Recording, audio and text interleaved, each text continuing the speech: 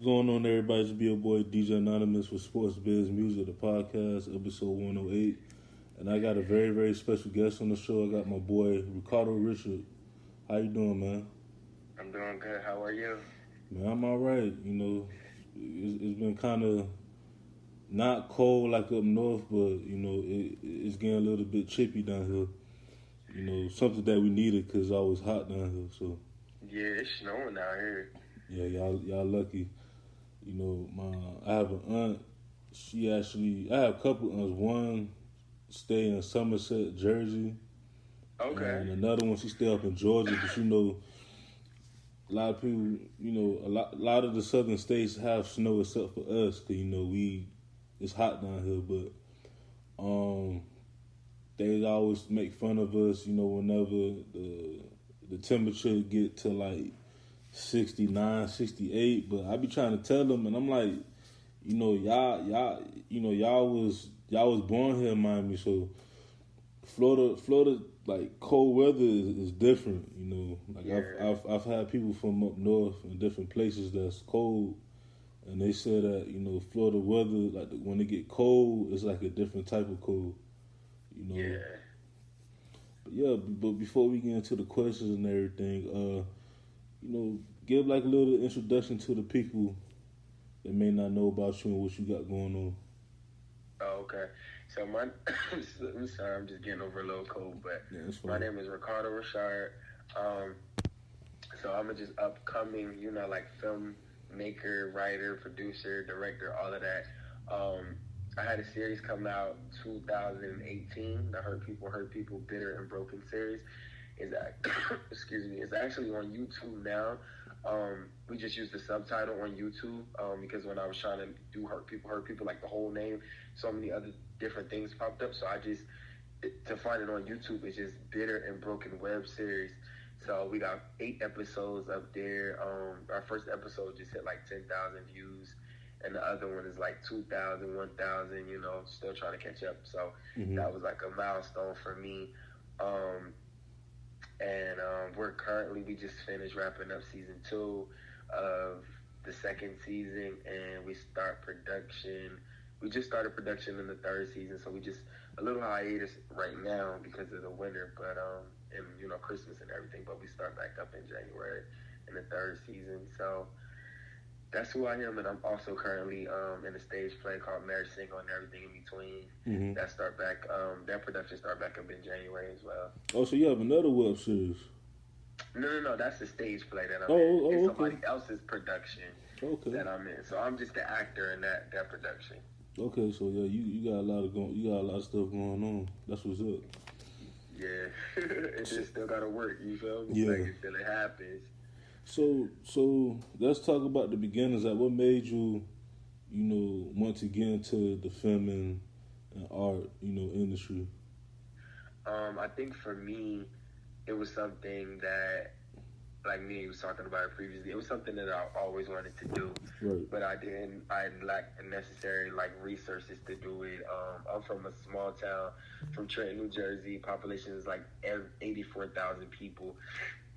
Most of the people in the city know each other. Some don't, but it's a real small town, and I think for me, I didn't see anything tangible. Like, I didn't see anybody do it. I didn't see anybody like in my family. Like, I just didn't see any inspiration. You know what I mean? So I think for me, it was just growing up also in Trenton is like a, kind of urban community, kind of poor. Right. So growing up struggling and stuff like that, I just never thought it was possible. And I just didn't know where to go. You know what I mean? So I think what was a pivotal moment for me was in 2015 where I lost my best friend, my brother, Yaki Colvin. I think that was the moment that I felt like, okay, whatever it is that you want to do, he was 26 when he passed away. So when I was looking at my brother, you feel me, in the casket, like, I couldn't believe it. I'm like, I felt like I was in a Matrix or a movie. I'm like, yo, this can't be life. Like, bro, like, we was just together a couple of days ago. You know what I'm saying? So it was a life altering thing because a couple of days before he died, we weren't like on the best speaking terms. Mm. You get what I mean? Because I was at a point in my life I wanted to start changing. You know what I mean? I didn't want to just keep doing the norm and the turning up and the, you know what I mean? Yeah. Just living reckless. Like, I was like, yo, I want to get my spirit right. Like, it's something else that's more out there for me. You know what I'm saying? I started feeling that around that time. So, you know, that kind of bothered me, you know, for years to come. I'm more like, I'm better with it now. But what I did was I started writing through the pain. You get what I mean? I really, that was the first time I think of my life where it was really like, I was in a dark place. You get what I mean? Right. And I, instead of like just partying and drinking, and I did party a little bit, I'm not going to lie, but instead of just throwing my life away, because I just really didn't understand what was going on, I said, you know what, let me write through the pain. Again, I had seen somebody else's web series. I reached out to them, and the guy didn't even know me. He was like from Tennessee or something. He was like, create your own. I'm like, start making up all these excuses in my head why I couldn't do it. Mm-hmm. You know what I mean? Like those voices in your head, you know, not literally a voice, but figuratively. Like, right. Yeah, your conscience. In your head, like, yeah, your conscience. Like, you can't do it. Nobody in your family never did it. Nobody from the city never did it. You didn't go to school for this, you know. And I just was talking myself out of it. Like, you can't do it. Like, and then, you know, the guy was like, just create your own. He didn't even know I was a writer or nothing like that. He didn't know me. I didn't know him. And I just kind of felt like it was like a beacon of light. Like it was like a light bulb went off. And I was just like, yo, like, okay. And then I didn't have a cast. I didn't have, you know, somebody to shoot it. Like I didn't completely know what I was doing at all. I'm still learning. Right. I think for me, once I had my mindset on doing something and I said, I'm going to do it. So little by slowly things started just happening. Like I saved up money, got me a camera. The next thing you know, one of the guys, he introduced me to one of the guys in payroll at the same job. Mm-hmm. He wound up doing, he filmed like weddings and stuff like that, but he never did a series. So it was all new for both of us. Right. And next thing you know, a couple of people that I worked with, I'm like, yo, I'm going to need you for this and that. And then some of my other people's like, I'm going to need a part. And next thing you know, it was just like, after a year of saving, financing it, you know, from working 2 jobs, you know what I mean, and a script. And when I tell you I went through a couple of cast members, some people got sick and, you know, some people moved. And I'm like, yo, this is really not going to happen.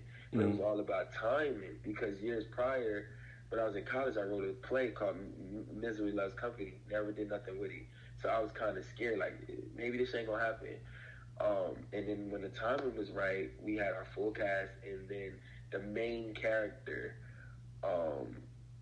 wasn't committing, you know, and then I met this guy at my job, mm-hmm. and we just started clicking. And one day I think he got sick or something, and I thought I was visiting another friend at the hospital, and it was him. And then after that, we just kind of, like, clicked. Mm-hmm. And he was like, I could do the styling of your show. I'm like, bro, I need you, like, he's like, I never act. I'm like, we could figure it out. And then the rest is history. And then now we got a whole season. And 10,000 views later, like, we here, you know, working on season 2. You know what I mean? So I'm excited. So let's talk about Hurt People. Was it based on your life? So Hurt People is dedicated to my best friend. Yeah. But the series definitely is not about my life. I could definitely say about writing it. Yeah. There's probably certain things in there that I probably could definitely relate to, just growing up in, you know, the hood or whatever. Right. And certain struggles, you feel what I'm saying, or seeing, you know, people who abuse alcohol or just, you know, going to church when I was younger. It's certain things I could definitely relate to, you get what I mean, or certain things that happened in my life. But the series is definitely, like, not inspired by my life at all. You know what I mean? Mm-hmm. So it was just me writing and creating and, you know, stuff like that. So I'm trying to ask. So what was like the process of creating the show, like even before filming it? The process was just me sitting there and just being like, okay, now it's just time to write. And when I first started writing, I didn't know how to write an official, you get what I'm saying, script. Mm-hmm. So I just wrote, you get what I mean? And as I started writing, the first scene was so intense, and you see it in the show. when the young lady who was struggling in infertility, I think that's the word, and she was upset with God because she lost a child.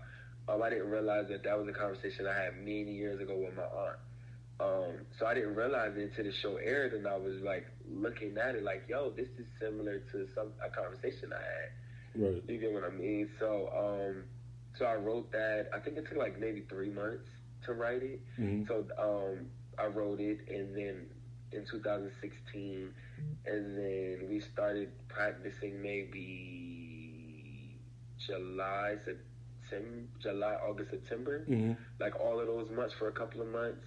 And then we actually started shooting in January 2017, and it was finished officially with everything October 2017, and then everything was edited probably by January 2018. So it was almost like kind of maybe a year and a half process. So even after I wrote it in 3 months, I still had to get a cast together. I still had to practice. You get what I'm saying? I still had to, find an editor and like all of that. Like people don't understand. Like, and I didn't understand. Like, writing is one thing, shooting is another thing. Like I had to be almost like a mini Tyler Perry. You get what I'm saying? Like I had to be the sound guy. I had to score my own stuff. And if people don't know what scoring is, it's basically when you watch the series and you finally put it together, you got to figure out what music best fits, certain scenes. You get what I mean? So it enhances things and makes it better. So I had to find the locations, like where are we shooting at, what days, what times, and it's just it's a big process. It's like 7-8 jobs to one, writer, and then I also acted in it as well. Yeah, you have. You get what I mean? So, and I also had to shoot, and while I was shooting, it's different from when you just act. You get what I mean? You're just acting. When I was in my scenes with the actors, I also had to direct it while I was in the scenes as well. So that made it a little bit more complex. When I was just like shooting, when I was directing, when it was just other actors, it was a little bit more easier. But when I was also acting in the scenes, it was just a little bit more complex, because I had to, stop, look, make sure everything was right. All right, I need to be at this part, staying at this, it's just a long process. But to see the love that I've been getting, from all over, it's just worth it.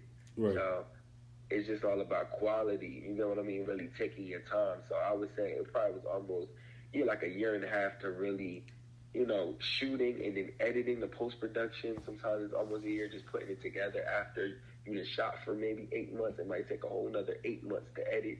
You get what I mean? So, yeah, like a year and a half, I would say, for the season 1. Yeah, because I always wanted to know, like, even from an independent, production, like, the process of, just creating a product, writing, coming up with the cast, coming up with the setting.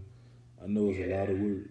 It's a lot of work. I feel like I was telling somebody the other day, I feel like I work harder at this than my other 2 jobs that I work where I make money. But it's so rewarding at the same time. You get what I mean? So I don't mind it. You know what I mean? So it's a blessing. And then marketing is a whole nother thing. Like, okay, I'm independent. Nobody don't know me. You get what I mean? So how am I going to push this thing out into the universe? Right. You get what I mean? Like, how is people going to be able to see it? Because I know once people see it, I know I'll be able to create an opportunity out of nothing. But how do I get this out there? So that's a whole nother conversation. Like, that's a whole nother beast right there, Right. So what made you want to pick the cast that you have on the show? Like, what was the process of that? Like, did you have tryouts or did you know them already? Yeah, we had a couple of people. Some of the cast members, if not most, is people that I know personally. You get what I mean? So you have the little boy.